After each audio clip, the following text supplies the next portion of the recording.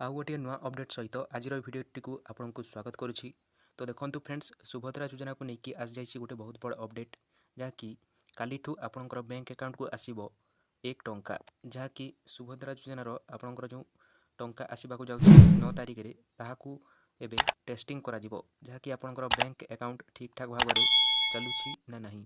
तो देखो आपणकर जदि 1 टंका आसुछि तेबे आपण निश्चित भाव में सुभद्रा योजनार टंका पाइपर। जदि आपणकर 1 टंका आसुना तेबे आपण ए पाखे किसी चिंता करने दरकार नहीं। आपणकर निश्चित भाव में जदि आप योग्य हिताधिकारी रही है महिला होते तो निश्चित भाव में आप सुभद्रा योजनार 5,000 टंका पाइपर, जहाँकि द्वितीय इनस्टलमेंट भाव में।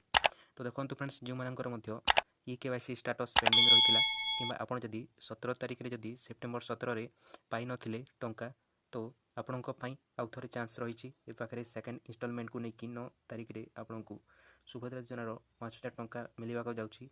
तो ए पाखे जहाँकि घोषणा कर 1 टंका को लेकिन काली समस्त बैंक अकाउंट को टेस्टिंग करा जिवो।